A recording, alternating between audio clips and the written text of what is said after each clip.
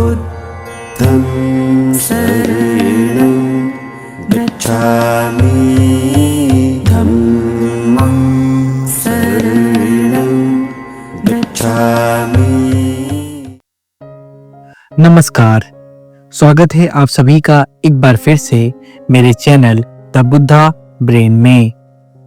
जैसा कि आप सभी जानते हैं और मैं अपने हर वीडियो में यह बात बताता हूँ कि जो शीर्षक लेकर मैं आपके सामने प्रस्तुत हुआ हूँ उसे मैंने लिया है भगवान बुद्ध और उनका धम्म ग्रंथ से, जो कि बाबा भीमराव अंबेडकर द्वारा रचित एक अद्वितीय रचना है और इसके हिंदी अनुवादक है डॉक्टर आनंद कौशल्यायन जी। तो इस बुद्धा एंड इस धम्मा को समझते हुए पिछले अध्याय में हमने देखा कि अधम्म क्या है। अधम्म क्या है, इसकी व्याख्या डॉक्टर भीमराव अंबेडकर ने इस पुस्तक द बुद्धा एंड इस धम्मा यानी कि भगवान बुद्ध और उनका धम्म में बहुत अच्छी तरह से की है और भगवान बुद्ध के शिक्षाओं के हवाले से की है। यदि आप भी जानना चाहते हैं कि अधम्म क्या है तो मेरे पिछले वीडियो को अवश्य देखें और आप समझ सकेंगे कि अधम्म क्या है। अब हम समझेंगे कि सधम्म क्या है। यह इस ग्रंथ का 5वां भाग है जिसमें भगवान बुद्ध हमें यह सिखाते हैं, यह समझाते हैं कि वास्तव में धम्म क्या है जिसे हम सधम्म कहें। तो आइए जानते हैं कि सधम्म क्या है। तो देखिए, भगवान बुद्ध ने कहा कि मन के मैल को दूर करना और उसे निर्मल बनाए रखना ही सधम्म है। यानी कि मन के जितने मैल हैं उन सबको दूर कर देना, अपने चित्त को निर्मल बनाना, यही सधम्म का सार है।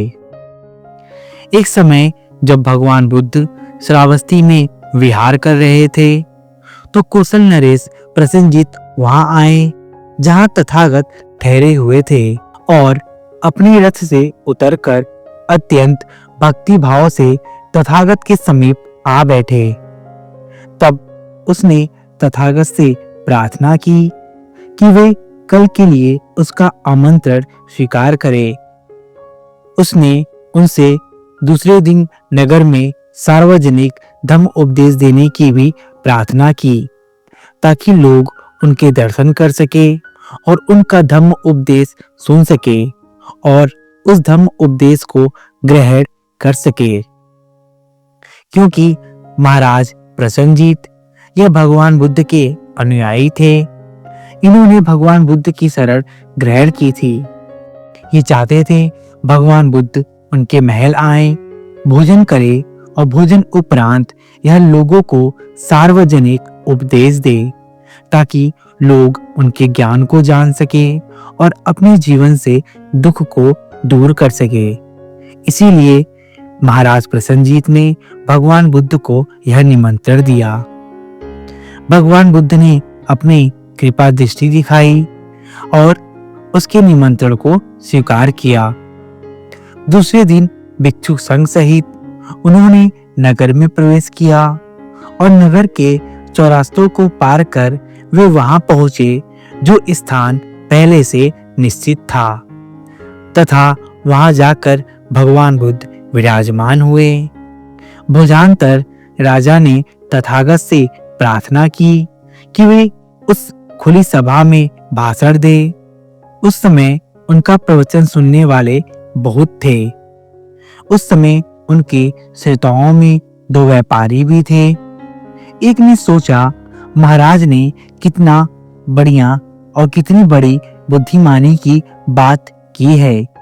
इस प्रकार सार्वजनिक धम्म उपदेश कराया है। यह उपदेश कितनी व्यापक है और यह उपदेश कितने गहरे हैं। दूसरे व्यापारी ने सोचा, जैसे कोई बछड़ा माँ के पीछे पीछे चलता है, उस गाड़ी से बंधा हुआ जिसे वह खींचती है, उसी प्रकार यह बुद्ध राजा से बंधा हुआ है। दोनों व्यापारी नगर से विदा होकर एक सराय में पहुंचे, जहां दोनों एक साथ ठहरे। अब देखिए कि जहां पर भगवान बुद्ध अपना धम्म उपदेश दे रहे थे, वहां पे दो व्यापारी भी थे। लेकिन भगवान बुद्ध को लेकर के दोनों व्यापारी की दृष्टिकोण बिल्कुल अलग अलग थी। एक ने सोचा कि महाराज ने कितना अच्छा काम किया है कि भगवान बुद्ध से ऐसा सार्वजनिक उपदेश दिलवा रहे हैं, ताकि लोग इसे ग्रहण कर सके और अपने जीवन में उन्नति कर सके। तो वहीं दूसरे ने सोचा कि यह महाराज कितना बुद्धू है, और यह बुद्ध वैसे ही महाराज से बंधा हुआ है, जैसे गाड़ी बछड़ों से या बैलों से बंधी होती है और उसके पीछे पीछे चलती है। जब धम्म उपदेश खत्म हुआ तो वो दोनों एक साथ बैठे। सूरापान करते समय जो भला आदमी था, उसे चातुर महाराजिक देवताओं ने संयत रखा और उसकी रक्षा की। दूसरे को किसी दुष्ट प्रेत आत्मा ने पीते रहने की प्रेरणा दी, जब तक वह नशे और नींद से बेहोश नहीं हो गया। वह सराय के पास ही सड़क पर पड़ा था। प्रातःकाल जब व्यापारियों की गाड़ियां वहां से विदा होने लगी, तो गाड़ी वालों ने सड़क के बीच पड़े उसे नहीं देखा। वह गाड़ी के पहियों के नीचे आकर मर गया।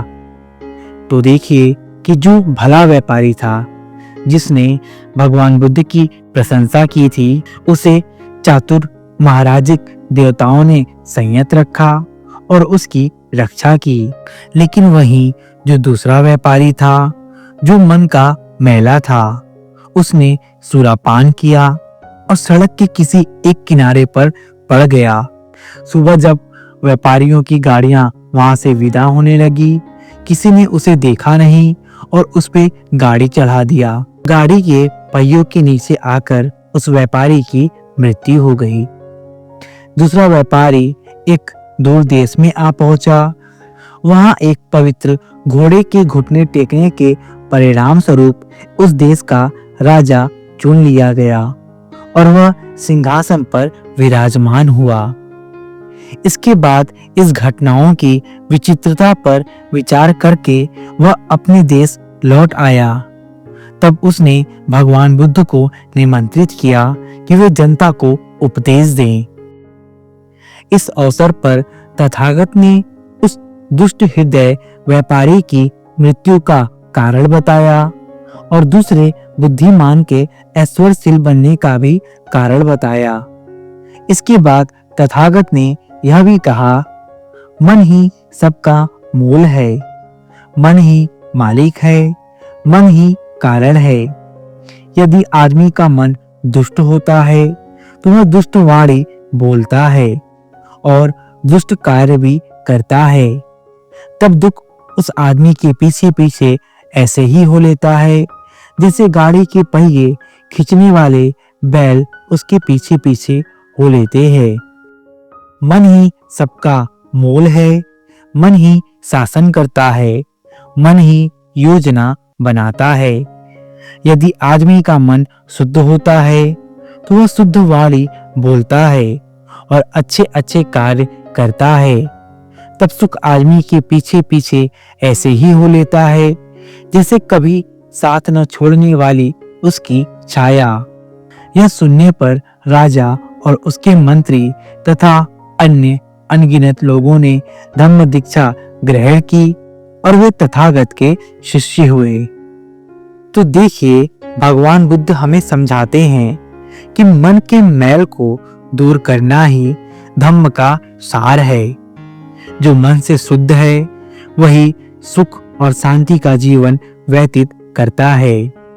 लेकिन जिसका मन मैलों से भरा पड़ा है वह कभी भी अपने जीवन में शांति का अनुभव नहीं करता। वह जीवन भर पछताता रहता है और दुर्गति में जाकर अपने जीवन को समाप्त कर देता है, जैसे कि उस दुष्ट व्यापारी की दुर्गति हुई। और जिसका मन शुद्ध होता है वह सदैव सुगति को प्राप्त करता है, जैसे कि उस भले मन वाले व्यापारी की हुई। तो मन ही सब चीजों का केंद्र बिंदु है, मन ही प्रधान है, मन ही मालिक है, मन ही मूल है। इसीलिए हमें चाहिए कि सदैव हम अपने मन को, अपने चित्त को निर्मल बनाने की कोशिश करें और सद्धम्म में ही अपने मन को लगाएं। आशा करता हूँ कि आपको यह वीडियो पसंद आई होगी।